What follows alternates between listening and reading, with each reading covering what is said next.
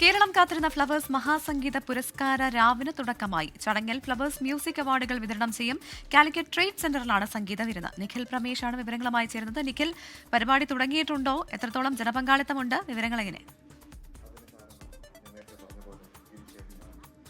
വലിയ ജനപങ്കാളിത്തമാണ്. കേരളം കണ്ട ഏറ്റവും മികച്ച സംഗീത പുരസ്കാര നിശയ്ക്കാണ് ഞങ്ങൾ കോഴിക്കോട്ടുകാർ ഇപ്പോൾ സാക്ഷ്യം വഹിച്ചുകൊണ്ടിരിക്കുന്നത്.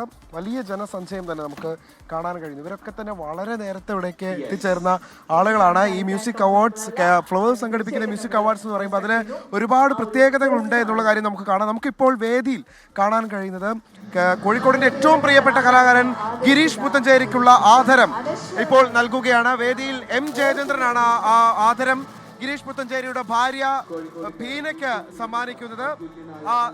അതാണ് ഇപ്പോൾ നമ്മൾ വേദിയിൽ കാണുന്നത്. നമുക്ക് അതിലേക്ക് തത്സമയം പോകാം. നമ്മൾ നൽകുന്ന പുരസ്കാരം കൂടിയാണത്.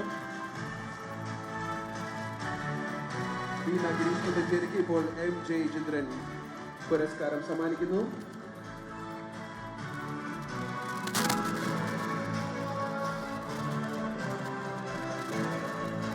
പ്രവിത, അല്പസമയം മുൻപ് മികച്ച ഗാനരചയിതാവിനുള്ള പുരസ്കാരം വിനായക് ശശികുമാറിന് ആരാധികയെ പോലെയുള്ള, ആവേശം പോലെയുള്ള സിനിമകളിലൊക്കെ നമ്മെ വിസ്മയിപ്പിച്ചിട്ടുള്ള, പാട്ടുകളിലൂടെ നമ്മെ വിസ്മയിപ്പിച്ചിട്ടുള്ള വിനായക് ശശികുമാറിന് പുരസ്കാരം അല്പസമയം മുൻപ് നൽകി. ഇപ്പോൾ എം ജയചന്ദ്രൻ സംസാരിക്കുകയാണ്. ആ വാക്കുകളിലേക്ക് പോകാം. ഞാൻ സർപ്രൈസ്ഡ് അല്ല, എന്തെങ്കിലും സർപ്രൈസ് എനിക്കുണ്ടോ എന്നാണ്. അങ്ങനെയല്ല, നമുക്ക് എന്തോ ഒരു സർപ്രൈസ് തരാൻ കാത്തു വെച്ചിട്ടുണ്ട് ഫ്ലവേഴ്സിൽ.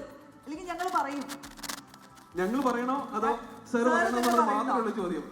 നിങ്ങൾ പറയുന്നത് യെസ്, ഇതൊന്നുമല്ല, വേറെ മറ്റു കാര്യങ്ങളൊന്നുമല്ല. മലയാളികളുടെ ഏറ്റവും പ്രിയപ്പെട്ട പരിപാടി, നമ്മുടെ വീട്ടകത്തെ ഏറ്റവും പ്രിയപ്പെട്ട ഷോ, ടോപ്പ് സിംഗറിന്റെ ജഡ്ജായിട്ട് വരാൻ പോകുന്നു ശ്രീ